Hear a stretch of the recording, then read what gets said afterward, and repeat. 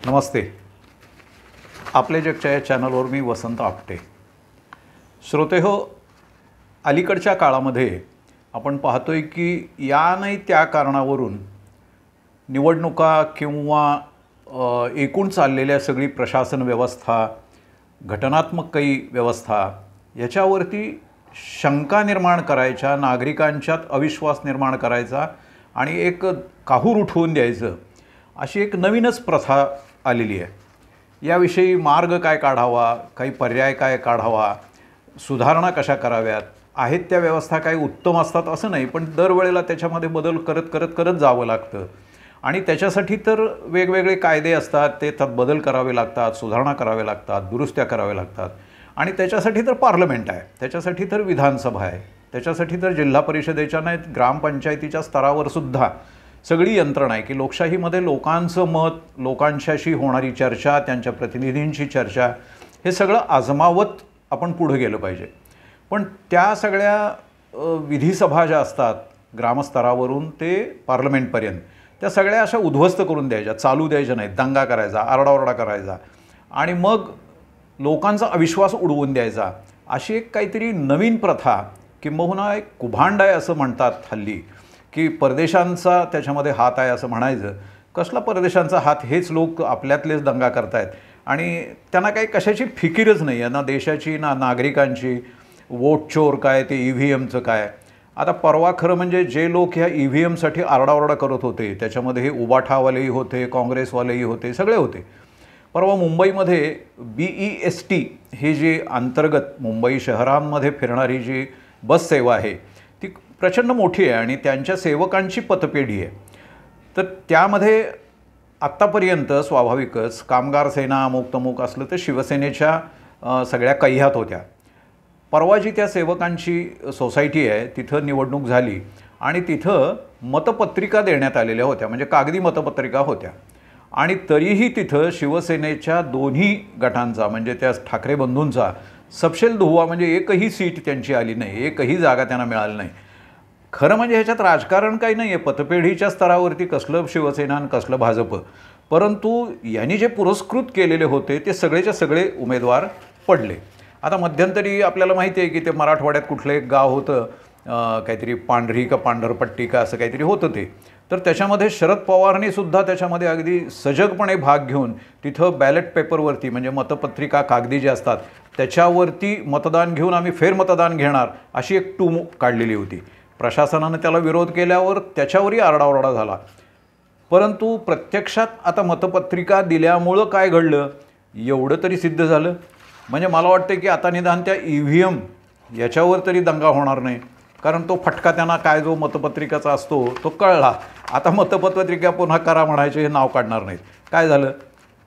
शेवटी कसं आहे की हल्ली क्रिकेटच्या खेळामध्ये एक तो थर्ड अंपायर असतो, म्हणजे तो काही वेळेला अंपायर किंवा काही वेळेला जर तुमची तक्रार झाली तर कॅप्टन ह्या किंवा त्या टीमचा हे कॉम्प्युटरवरती किंवा त्या स्क्रीनवरती बघायला मिळतात. म्हणजे ते स्लो मोशनमध्ये अगदी त्या बॅटला टच झाला का नाही, स्पर्श झाला का नाही, पाय कुठं होता, रनआउट होताना तो क्रीजच्या आत होता का नाही, हे सगळं अगदी तपशीलवार कळतं आणि मग तो निर्णय दिला जातो. अशी काही इथं आत्ता व्यवस्था नाही आहे. म्हणजे जी काही आहे ती विश्वासार्हता आपल्याला केली पाहिजे. आता ह्यात रडारडीचाच जर भाग असेल, म्हणजे क्रिकेटसारखी जर व्यवस्था नसेल तर काय होतं? म्हणजे आपण लहानपणी बघत होतो की गोट्या खेळताना एखादा टिप्पेरा त्याला बसला, टोला बसला गोटीचा, की नाही लागलंच नाही, पुन्हा चल, पुन्हा खचायचं, बरं मग पुन्हा केलं की ह्याच्यावर ते लागत नाही गोटीला गोटी, मग लागलं नाही म्हणलं की नाही मग पुन्हा करायचं. हे असं आता आपली लोकसभेची किंवा विधानसभेची निवडणूक होणार आहे की काय? नाही ते वोट चोरी झाली, आता पुन्हा मतदान घ्या, या सरकारनं राजीनामा देऊन पुन्हा निवडणुका घ्या. पुन्हा निवडणुका घेतल्या तरी पुढं काय होणार? एकदा ह्या लोकांनी EVMबद्दल, म्हणजे त्या इलेक्ट्रॉनिक जे वोटिंग मशीन होतं त्याच्याविरुद्ध दंगा करून झाला, ते मॅनेज केलं आणि कुठलंही बटन दाबलं तरी भाजपलाच मत जातं आहे वगैरे दंगा झाला. आता ही जर सोय त्यामध्ये होती EVMमध्ये, तर मतचोरीचा आणि त्या ह्याचा संबंध कुठं आला आता मतपत्रिकेचा? म्हणजे मतदार यादीमध्ये नाव असलं काय नसलं काय, बटन दाबलं की जर त्यांना मत पडते आणि त्याच्यावर जर ते मॅनेज केलं जातं, तर मग वोट चोरीचा आत्ताचा जो आरोप आहे तो कशासाठी आहे? म्हणजे मतं जर कमी केली, नावं जर कमी केली किंवा नको ती वाढवली, हा विषयच कशाला येतो ना, EVMमध्ये ॲडजस्ट केलं की झालं की काम. मग ते जर ते पूर्वी करत होते तर आता हे नवीन टूम कशाला काढली असती त्यांनी. पण ते असं होत नाही.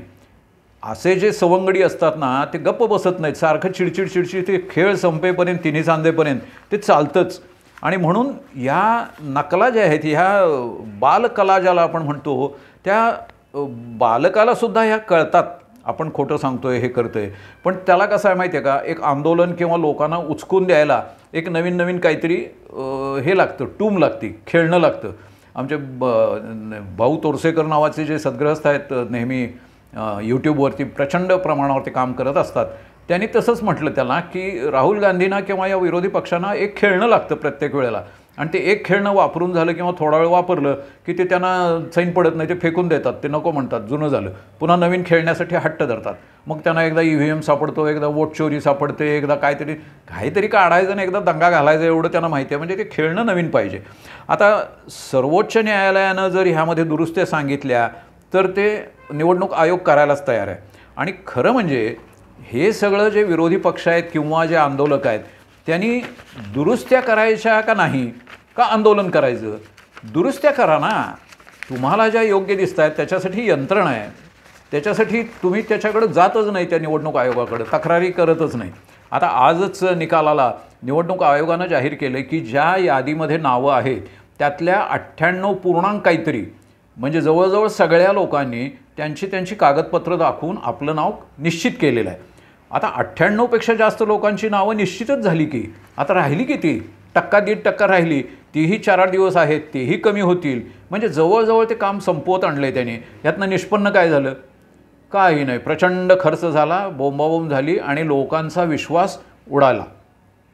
खरं म्हणजे ही सगळी लोकशाही ज्याला आपण म्हणतो ती व्यवस्था सुधारणारी चळवळ आहे, सिस्टीम करेक्टिंग मूव्हमेंट आहे ही. पार्लमेंट असो किंवा ग्रामपंचायत असो, चाललेल्या व्यवस्था सुधारत जाण्यासाठी ही सगळी यंत्रणा असते. त्यामुळे त्याला सिस्टीम करेक्टिंग म्हटलं पाहिजे. मग सिस्टीम करेक्टिंग ही सातत्यानं सतत चालणारी प्रक्रिया आहे. आज झालं की झालं असं होत नाही. आज घर बांधलं की आता काय त्या घरात करायसारखं काही नाही असं होत नाही. आज उद्या इथं दरवाजा पाडावा असं वाटतो, तिकडं कोच इकडला तिकडं ठेवावं असं वाटतो, एक दिवस हा रंग बदलावा असं वाटतो, मग 2 वर्षांनं ते काम करावं लागतं. सतत सुधारणा करतच जायला पाहिजे ना आपल्या देशामध्ये. मग ते लष्कर असू दे, टॅक्सेशन असू दे, शाळा असू दे, शिक्षण खातं, या सगळ्यामध्ये सातत्यानं सुधारणा कालानुसार करत जावं लागतं. आणि तोच राजधर्म आहे.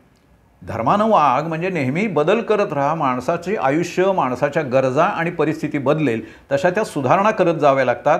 तसं निवडणूक आयोगानं सुद्धा ते प्रत्येक वेळेला ही तपासणी करत मतदार याद्या अद्ययावत करायचं, याच्यामध्ये काही प्रश्नच नाही.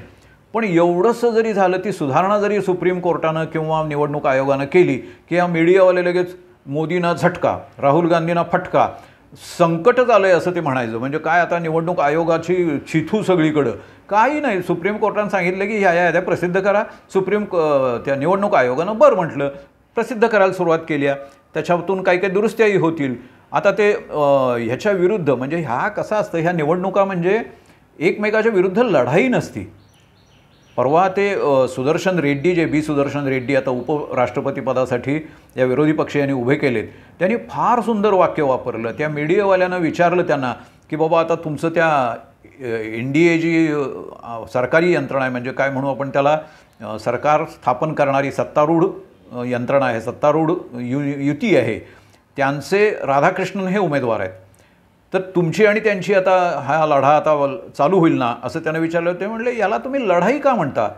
ही लढाई नव्हे, हे आम्ही 2 जण उभे आहोत, आत्ता 2च जण आहोत, अजून 1-2 दिवस अवकाश आहे, तोपर्यंत कदाचित आणि एखादा जण उभा राहील, परंतु त्याच्यामध्ये स्पर्धा असेल, आम्ही एकमेकाकडे जाऊ, एकमेकांना विनंती करू, बाकीच्या पक्षांना विनंती करू आम्हाला मत द्या म्हणून, आमच्यातला जो कोणी येईल तो होईल उपराष्ट्रपती. त्याच्यामध्ये लढाईचा काय प्रश्न आहे? ही लढाई नाही आहे.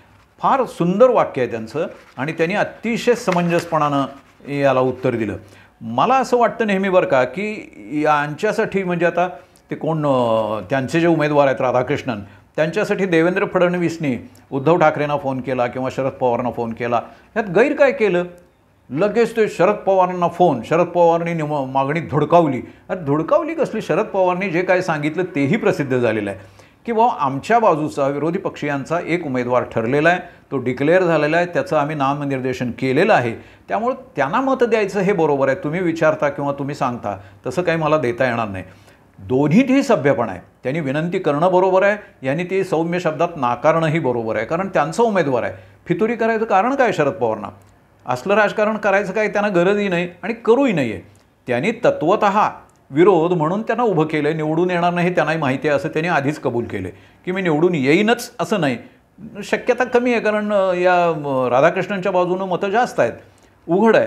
परंतु तरीसुद्धा उभा करायचा एक विचाराची लढाई आहे म्हणून, विरोधी पक्ष म्हणून. मग हे काँग्रेसमध्येही घडलं होतंच ना. शशी थरूर त्यावेळेला अध्यक्षपदासाठी उभारली होती की, पण पडले म्हणलं की त्यांना बाहेर काढा, ते शशी थरूरने बंडखोरलं, असं कशाला बडबडायचं ना. ही लोकशाही नव्हे, हे माध्यमांनाही कळत नाही आणि या लोकांनाही कळत नाही. आणि त्या विरोधी पक्ष तर काय सध्या आनंदी आनंदच आहे सगळा. त्यांना कळायचं म्हणजे कळूनसुद्धा ते करतायत का काय कोणाला ठोक आहे. अहो, हा प्रचाराचा भाग असतो. फडणवीसनी उद्धव ठाकरेंना यासाठी फोन करणं हे अगदी रास्त आहे. आपल्याकडं ग्रामपंचायतीत किंवा आपल्या वॉर्डातसुद्धा दोन्ही बाजूचे लोक येतच असतात ना, दार ठोठावत, आम्हाला मत द्या, आम्हाला मत द्या. पुष्कळदा असं म्हणतात, हे बघा तुमचं मत कोणाला हे आम्हाला माहिती आहे, पण आमचं कर्तव्य आहे, आम्ही उभे आहोत, त्यामुळं विचार करा, आम्ही असं करणार आहोत, आम्ही तसं करणार आहोत, मेहरबानी करा, आमच्यावर काय विचार करा, आत्तापर्यंत झालं त्यांचं, आता आमचं ऐका. असं प्रचाराचा भाग आहे, केलंच पाहिजे ना. लोकांच्या दारातच गेलं पाहिजे, हाच तर निवडणूक घेण्याचा उद्देश आहे. या निमित्तानं मतदाराच्या दारात उमेदवार येतात, हे काही कमी आहे का? तसं देवेंद्र फडणवीसनी शरद पवारांना फोन करणं हे काही कमी आहे काय? उत्तम आहे. ह्यालाच म्हणायचं राजकारण आणि ह्यालाच म्हणायची लोकशाही. त्यामुळं यांनी खरं म्हणजे विरोधकांना समजावलं पाहिजे.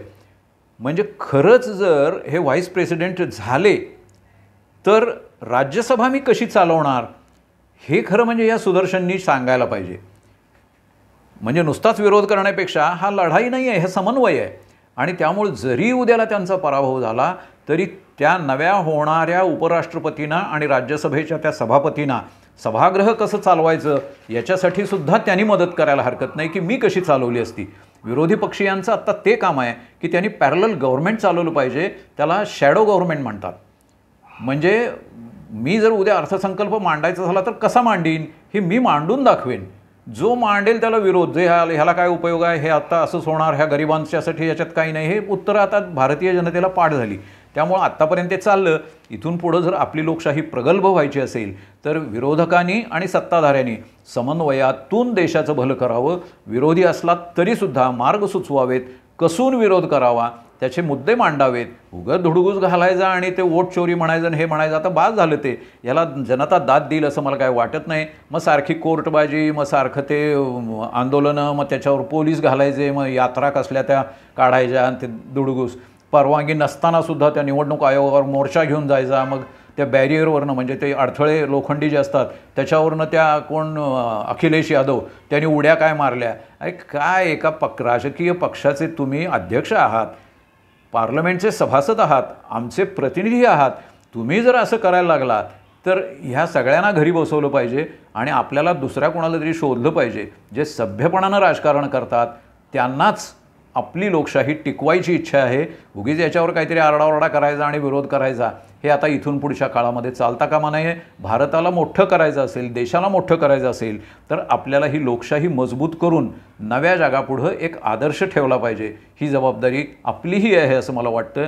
निवड आणि चर्चा याला पर्याय नाही, आपणही तोच अवलंब करूया एवढंच मला सांगायचं आहे. तुम्हालाही पटेल. अवश्य त्याला सबस्क्राईब करा, लाईक करा आणि भरपूर ठिकाणी हे विचार पाठवा अशी माझी विनंती आहे. सर्वतोपरी याला सहकार्य करा. धन्यवाद.